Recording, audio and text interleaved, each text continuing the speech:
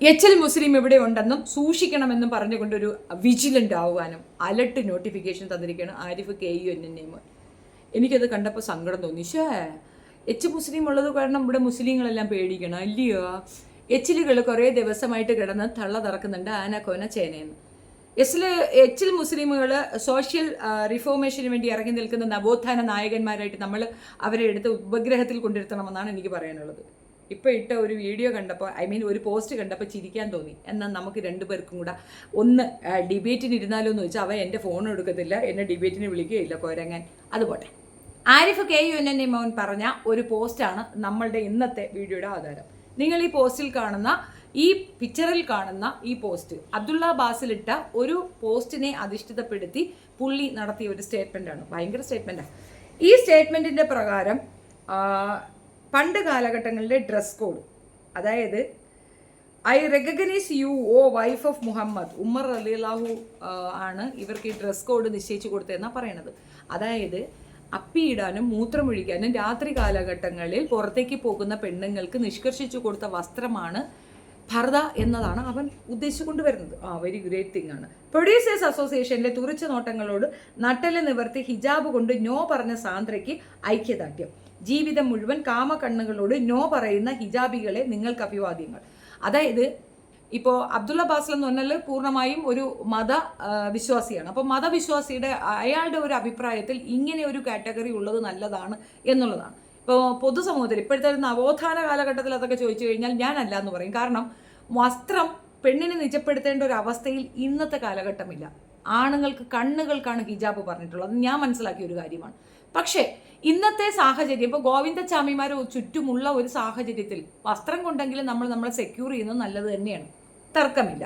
അതാണോ ഒരു final opinion എന്ന് ചോദിച്ചാൽ അല്ല എന്ന് പറയും. കാരണം കാലാനുസൃതമായ മാറ്റങ്ങൾ വരണം.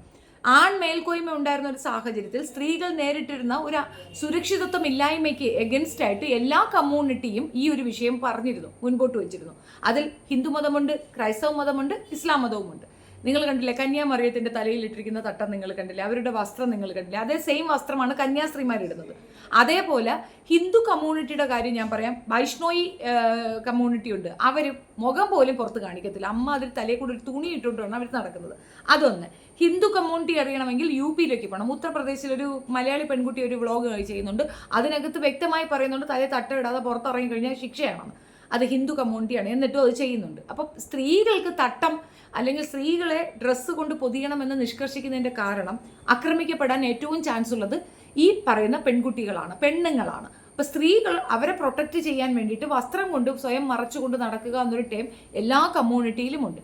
ഇവൻ എവിടുന്നോ ഒരു സുനായും കൊണ്ട് വെച്ചിട്ട് ഇതാ ഈ പറഞ്ഞിരിക്കുന്ന നേച്ചർ കോളിങ്ങിന് പോകുന്ന സമയം, നേച്ചർ കോളിംഗ് എന്ന് പറയുമ്പോൾ ടോയ്ലറ്റിൽ പോവുക എന്നുള്ളതാണ്. അതിലേക്ക് പോകുന്ന സമയത്ത് അവരെ ആരും തിരിച്ചറിയാതിരിക്കാൻ മുഖം മറയ്ക്കാനെന്ന് പറഞ്ഞിട്ടൊരു സാധനം, ഹദീസിൻ്റെ ഒരു പോർഷൻ അതിനകത്ത് കൊണ്ടുവച്ചിട്ട് ഞാനിവിടെ ഉണ്ട് എന്നുള്ള രീതിയിലാണ് അത് പറയണത്. ഈ വിഷയം നടക്കുന്നതെന്നാൽ സാന്ദ്ര തോമസ് എന്ന് പറയുന്ന സ്ത്രീ, അവർ ക്രിസ്ത്യൻ കമ്മ്യൂണിറ്റിയിലുള്ളതാണ്. അവർ പ്രതിഷേധാത്മകമായി ഭർത ധരിച്ചുകൊണ്ട് പ്രൊഡ്യൂസേഴ്സ് അസോസിയേഷനിൽ പോകുന്നു. പ്രൊഡ്യൂസേഴ്സ് അസോസിയേഷനിൽ ഇതിനേക്കാൾ വൾഗറായ ഒരുപാട് സംഭവങ്ങൾ നടന്നിട്ടുണ്ട്. ആ AMMA സംഘടനയുടെയും മെയിൻ കൊണാൻഡർമാരും ഈ പ്രൊഡ്യൂസേഴ്സ് അസോസിയേഷൻ്റെ മെയിൻ കൊണാൻഡർമാരും ഒക്കെ തന്നെ ഇതേപോലുള്ള മൊളസ്റ്റേഷൻ അല്ലെങ്കിൽ എന്താ പറയണേ റേപ്പ് അങ്ങനെ റിലേറ്റഡ് ആയിട്ടുള്ള ഒരുപാട് ക്രൈമുകളിൽ പ്രതികളാണ്. ആ പ്രതികളാകാനുള്ള കാരണം അതിലുള്ള പെൺകുട്ടികൾ മുന്നോട്ട് വന്ന് കംപ്ലയിൻറ്റ് ചെയ്തത് കൊണ്ട് തന്നെയാണ്. അങ്ങനെ കംപ്ലയിൻറ്റ് ചെയ്ത പെൺകുട്ടികളെ അവഹേളിക്കുന്ന തരത്തിൽ അവരുടെ ഒരു പരാതികൾ ഇഗ്നോർ ചെയ്യുന്ന ഒരു സാഹചര്യം ഉണ്ടായിരുന്നു. അതിനെ പ്രതിഷേധിക്കുന്നതാണ് സാന്ദ്ര തോമസ്. അപ്പോൾ സാന്ദ്ര തോമസ് അതിന് പറഞ്ഞൊരു കാര്യമുണ്ട്, അതൊന്ന് കേൾക്കാം. മതത്തിന്റെ ഭാഗമാക്കേണ്ട കാര്യമില്ല. ഇത് ഇപ്പൊ ഞാനൊരു ക്രിസ്ത്യാനിയാണ്. അപ്പൊ ഇത് ബൈബിളിൽ സാറ ഇട്ടിരുന്ന വേഷവും കൂടിയാണ്. അപ്പൊ അത് നമ്മുടെ പള്ളികളിൽ പോകുമ്പോൾ ഞങ്ങൾ ഇങ്ങനെ തന്നെയാണ് പോവാറ്. ഇതുപോലെയുള്ള ഇടങ്ങളിൽ വരാൻ ഏറ്റവും ഉചിതമായ വസ്ത്രമാണ്. ഇപ്പോഴത്തെ ഭാരവാഹികൾ ഇരിക്കുന്ന ഈ അസോസിയേഷനിൽ എന്റെ മുൻ അനുഭവത്തിന്റെ പേരിൽ എനിക്ക് ഇവിടെ വരാൻ ഏറ്റവും യോജിച്ച വസ്ത്രവും ഏറ്റവും നല്ല വസ്ത്രവും ഇത് തന്നെയാണെന്ന് എനിക്ക് തോന്നിയത് കൊണ്ടാണ് ഇങ്ങനൊരു വേഷത്തിൽ ഇവിടെ വന്നത്. പിന്നെ എന്റെ പ്രതിഷേധത്തിന്റെ ഭാഗവും കൂടി ആയിട്ടാണ് ഇപ്പോഴും ഞാൻ ഒരു ഗൗരവകരമായ ഒരു കുറ്റം ആരോപിച്ചിട്ട് അത് പോലീസ് കുറ്റപത്രം കൊടുത്ത് കോടതിയിലിരിക്കുന്ന പ്രതികൾ 4 പേരെ പ്രതികളാക്കി പോലീസ് കുറ്റപത്രം കൊടുത്തിരിക്കുകയാണ്. എന്നിട്ട് പോലും അവരിവിടെ ഭരണാധികാരികളായി തുടരുകയും മാത്രവുമല്ല അടുത്ത ടേമിലേക്ക് ഇവർ തന്നെ പ്രസിഡന്റും സെക്രട്ടറിയും ഒക്കെ ആയിട്ട് മത്സരിക്കുകയും ചെയ്യുകയാണ്. എന്റെ പ്രതിഷേധത്തിന്റെ ഭാഗവും കൂടി ആയിട്ടാണ് ഞാനിത് ഈ വസ്ത്രം ധരിച്ചിരിക്കുന്നത്. അവർ തുടരില്ല, അതിൽ മാറ്റം ഉണ്ടാവും, അതിൽ ഞാൻ ഉറച്ചു വിശ്വസിക്കുന്നു. നട്ടലുള്ളവരാണ് പ്രൊഡ്യൂസേഴ്സ് അസോസിയേഷനിലുള്ള മെമ്പേഴ്സ് എന്നാണ് ഞാൻ വിശ്വസിക്കുന്നത്. അതെ, അവർ പറഞ്ഞത് ഇതാണ്, എനിക്ക് ഇത് ഇങ്ങനെയുണ്ട് പ്രതിഷേധിക്കാനാണ് താല്പര്യം തോന്നിയത്. പ്രതിഷേധമാണ്, അവരുടെ പ്രതിഷേധ സൂചകമായി അവർ ചെയ്ത ഒരു കാര്യത്തിനെ അബ്ദുള്ള ബാസിൽ പ്രൊമോട്ട് ചെയ്യും. കാരണം സത്യമാണ്, തുറിച്ചു നോട്ടങ്ങൾ അവോയ്ഡ് ചെയ്യുന്ന ആ വസ്ത്രം നല്ലതാണ്. ഞാനും പണ്ട് ഉപയോഗിച്ചിരുന്നു. ഒത്തിരി ഒന്നും ശല്യങ്ങൾ ഉണ്ടാകത്തില്ല ഈ വസ്ത്രം ഉപയോഗിച്ച് കഴിഞ്ഞാൽ. ആരും നമ്മളെ വലിയതായിട്ട് നോക്കത്തില്ല. നമ്മൾ ബോഡി ഷേപ്പിൽ നല്ല സ്ട്രക്ചറായിട്ട് നമ്മളെ ശരീരഭാഗങ്ങൾ എടുത്ത് കാണിക്കുന്നത് കണ്ട ആളുകൾ തുറിച്ചു നോട്ടും ഉണ്ടാവും, സാധ്യതയുണ്ട്. അങ്ങനെ ഉണ്ടാകാതിരിക്കണമെങ്കിൽ നിയമം ശക്തമായിരിക്കണം, നിയമം കൃത്യമായി നടപ്പിലാക്കണം, ആണുങ്ങൾക്ക് നല്ല അടിയും പറ്റിക്കണം. ഇസ്ലാം മതത്തിൽ പണ്ട് മുതൽ പറഞ്ഞിരിക്കുന്നത് ആണുങ്ങളുടെ കണ്ണുകൾക്ക് ഹിജാബ് എന്നാണ്. ഒരു കാരണവശാലും കണ്ണുകൾ കൊണ്ടുപോലും വ്യഭിചാരം പാടില്ല എന്നാണ് ഇസ്ലാം കമ്മ്യൂണിറ്റി പഠിപ്പിക്കുന്നത്. അപ്പോൾ അങ്ങനെ ഒരു നില ബാക്കിയുള്ളവർക്കും കൂടെ വരികയാണെന്നുണ്ടെങ്കിൽ ഈ ഒരു വസ്ത്രത്തിൻ്റെ ആവശ്യമൊന്നും വരത്തില്ല. അങ്ങനെ ആരും ആരെയും കയറി തുറച്ചു നോക്കേ പിടിക്കാനും ഒന്നും പോകത്തില്ല എന്നുള്ളതാണ് ഞാൻ പഠിച്ച പഠിത്തം. ഇനി വിഷയത്തിലേക്ക് വരാം. ഇത് വലിയൊരു കാര്യമായിട്ട് അബ്ദുള്ള ബാസിനെ കളിയാക്കാൻ വേണ്ടിയിട്ട് ഈ പിക്ചറിൽ കാണുന്നത് കണക്കുള്ള ഒരു വൾഗാരിറ്റി പിക്ചറും പോസ്റ്റ് ചെയ്തുകൊണ്ട് ആരിഫ് KUNN ഒരു പോസ്റ്റ് ഇട്ടിട്ടുണ്ട്. അതൊന്ന് വായിക്കാം. അത് തുറിച്ചു നോട്ടാം. 7ാം ആകാശത്തു കൂടെ പോകുന്ന 72ന്റെ പണി സിറാത്ത് പാലം കെട്ടി വൾഗറിസം, പൊട്ടത്തരം, പ്രാന്ത് തരം, അതാണ് എഴുതി വെച്ചിരിക്കുന്നത്. പ്രൊഡ്യൂസേഴ്സ് അസോസിയേഷൻ പുരുഷ കേസരികളുടെ തുറിച്ചു നോട്ടങ്ങളോടുള്ള പ്രതിഷേധമായി ഭരത ധരിച്ചതിനെ കൂട്ടുപിടിച്ച് ഇസ്ലാമിനെ വെളുപ്പിക്കാനാണ് മഹാന്റെ ശ്രമം. ഇസ്ലാം കറുത്തിട്ടില്ലടാ, ഇസ്ലാം കറുത്തെങ്കിലല്ലേ അതിനെ വെളുപ്പിക്കേണ്ട ആവശ്യമുള്ളൂ. നിന്നെ പോലെ 2 കെട്ട 16 തന്തയ്ക്കൊക്കെ ഉണ്ടായവന്മാർ അതിനകത്ത് ഉണ്ടായിപ്പോയി എന്നൊരു കഷ്ടപ്പാടേ ഞങ്ങളുടെ ഇസ്ലാം മതത്തിനുള്ളൂ. അതൊഴിവാക്കി കഴിഞ്ഞാൽ ഇസ്ലാമിനെ ആരെയും കറുപ്പിക്കേണ്ട കാര്യമില്ല, വെളുപ്പിക്കേണ്ട കാര്യവുമില്ല. അതവിടെയുണ്ട്. കാരണം ഇസ്ലാമിൽ ഹിജാബ് വന്നതിന്റെ കാരണവും ഒരു തുറിച്ചു നോട്ടം തന്നെയാണ്. വെറും തുറിച്ചു നോട്ടമല്ല, ഒളിഞ്ഞുള്ള തുറിച്ചു നോട്ടം. സാക്ഷാൽ മുഹമ്മദിന്റെ ഭാര്യ സൗദ അപ്പിയിടാൻ പോയ സ്ഥലത്ത് മഹാനായ ഉമർ ഒളിഞ്ഞു നിന്ന് തുറിച്ചു നോക്കിയ വിവരം മുഹമ്മദ് അറിഞ്ഞ പിറ്റേന്ന് തന്നെ സാന്ദ്രയെ വിളിച്ച് ഹിജാബ് ധാരണയാക്കി. സാന്ദ്രയെന്ന് അവ എഴുതിയിട്ടിരിക്കുന്നത് എന്തെന്ന് അവന് തന്നെ അറിയാൻ പറ്റും. സൗദ എന്നുള്ളതാണ് പറയേണ്ടത്, സാന്ദ്രയെന്നായി അവൻ എഴുതിയപ്പോൾ അങ്ങ് മാറിപ്പോയി. കാസാക്കുട്ടന്മാരുടെ സപ്പോർട്ടോടു കൂടി ഇസ്ലാമിനെ അവഹേളിക്കുമ്പോൾ കിട്ടുന്ന ഒരു അക്സെപ്റ്റൻസ് ആണ് ഈ പറയുന്ന KUNN ചിന്തിക്കുന്നത്. എടാ, നീ ഇത് മാത്രമേ കണ്ടുള്ളൂ. അത് മാത്രമല്ല, തൊട്ട് താഴെ അവൻ ഇട്ടിരിക്കുന്നവരുണ്ട്. Narrator Aisha, the wives of prophet used to go to al Manasi, a vast open place, അതായത് near Baqia al Medina, al മദീനയിലുള്ള ഒരു ഓപ്പൺ പ്ലേസിലേക്ക് മുഹമ്മദ് നബിയുടെ ഭാര്യമാർ പോകാറുണ്ടായിരുന്നു. അത് നേച്ചർ കോളിങ്, അതായത് ബാത്റൂമിൽ പോകുന്നതിനാണ്. ആ സമയത്താണ് ഈ ഒരു സാധനം ഹിജാബ് നിർബന്ധമാക്കപ്പെട്ടതെന്നാണ് ഇവന്റെ കണ്ടുപിടുത്തം. ശരിയാണല്ലോ, അങ്ങനെയൊക്കെയാണ് ഇവൻ പഠിച്ചിട്ടുള്ളത്. മദ്രസയിൽ പോയിട്ടില്ല, നേരെ ചെവ്വേ നല്ലത് പഠിച്ചിട്ടില്ല. ഞാൻ ഇവന്റെ വീട്ടിൽ ചെല്ലുമ്പോൾ ഇവന്റെ ഉമ്മ വരെ ഇരുന്ന് ഖുറാൻ പഠിക്കുകയാണ്. അപ്പോൾ ആ വീട്ടിലുള്ളവരുടെ മദ്രസ പഠനം എത്രത്തോളം ഉണ്ടെന്ന് അതിൽ നിന്ന് വ്യക്തമാണ്. അപ്പോൾ ഇവ ഒരു വാഴയും പഠിച്ചിട്ടല്ല ഈ തള്ളി മറിക്കുന്നത്. ഇത് ജാമിതയാണ് ഇത് പ്രചരിപ്പിച്ചത്. നോക്കൂ, നമ്മുടെ കമ്മ്യൂണിറ്റിയെ പറ്റി വളരെ മോശപ്പെട്ട രീതിയിൽ ഒരു കാര്യം ഇല്ലാത്തൊരു വിഷയം പബ്ലിഷ് ചെയ്യുമ്പോൾ അതിനെതിരെ പരാതി കൊടുക്കുകയോ അതിനെതിരെ പൊരുതുകയോ ചെയ്യുന്നതിന് പകരം ഇവനെയൊക്കെ കയറൂരി വിടുന്നത് കൊണ്ടാണ് ഇത് വീണ്ടും നമ്മളെയൊക്കെ പോലുള്ളവർക്ക് വന്നത് എക്സ്പ്ലെയിൻ ചെയ്ത് തരേണ്ടി വരുന്നത്. പണ്ട് കാലഘട്ടങ്ങളിൽ 1400 വർഷങ്ങൾ എന്നല്ല, അതിനേക്കാൾ എത്രയോ മുമ്പ് തന്നെ സ്ത്രീകൾക്ക് ഇതുപോലുള്ള ഡ്രസ് കോഡുകൾ നിഷ്കർഷിച്ചിരുന്നതിൻ്റെ ഒരു കാര്യം, അവർക്കൊരു മറ കൊടുക്കുകയും പല്ലക്കിൽ കൂടെ അവരെ കൊണ്ടുപോവുകയും ഒക്കെ ചെയ്തിരുന്നത് അവരെ ആ രീതിയിൽ കൺസിഡർ ചെയ്തിരുന്ന ഒരു സമൂഹമുണ്ട്. പുറത്ത് കണ്ടു കഴിഞ്ഞാൽ അവരെ പിടിച്ചുകൊണ്ട് പോവുക, അവരെ സ്വന്തം സ്വത്താക്കി ഉപയോഗിക്കുക. അപ്പോൾ ഒരു രാജ്യവും മറ്റൊരു രാജ്യവും കൂടെ തമ്മിൽ അടികൂടിയാലും അവിടുത്തെ പെണ്ണുങ്ങളെല്ലാം അവർ സ്വന്തമാക്കുന്ന ഒരു രീതിയുണ്ട്. ധനത്തിൽ പെണ്ണും പെടും എന്നുള്ളതാണ്. അപ്പോൾ മണ്ണിനും പെണ്ണിനും വേണ്ടിയാണല്ലോ എപ്പോഴും വഴക്കും ബഹളവും ഒക്കെ ഉള്ളത്. സ്വാഭാവികമായ ഒരു കാര്യമാണ് അത് പണ്ട് കാലഘട്ടങ്ങളിൽ. എന്തിനധികം ഈ KUNN ഇവൻ്റെ ഉമ്മയുടെ വയറ് കണ്ടുവെന്നും പള്ള കണ്ടുവെന്നും പള്ളയുടെ പിക്ചർ എടുത്ത് ഞാൻ വെച്ചിട്ടുണ്ടെന്നും നാട്ടുകാർക്ക് പള്ളയുടെ പിക്ചർ ഞാൻ ഇട്ട് കൊടുക്കുമെന്നും അവനെ ബ്ലാക്ക്മെയിൽ ചെയ്ത നിങ്ങൾ ഒരിക്കൽ കേട്ടതല്ലേ?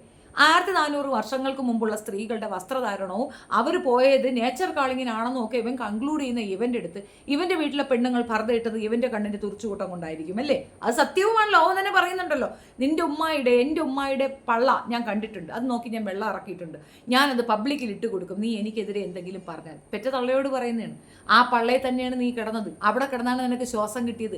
ആ പറയുന്ന നീ ഉദ്ദേശിക്കുന്ന നീ കയറ്റാൻ ആഗ്രഹിക്കുന്നിടത്ത് കൂടെ തന്നെയാണ് അവർ ഇറക്കി വിട്ടത് നിന്നെ.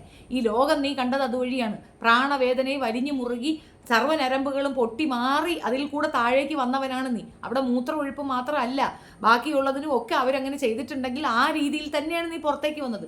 ആ ഒരു ഓർമ്മയുണ്ടെങ്കിൽ സ്വന്തം പെറ്റ വയറിനെ കാണുമ്പോൾ, അല്ലെങ്കിൽ സ്വന്തം പെറ്റമ്മയുടെ അങ്ങനെ ഒരു ഭാഗം കണ്ടാൽ പോലും നമുക്കൊന്നും തോന്നത്തില്ല. അത് ആ ഉമ്മാണ്, ആ ബന്ധം മറന്നുപോയി.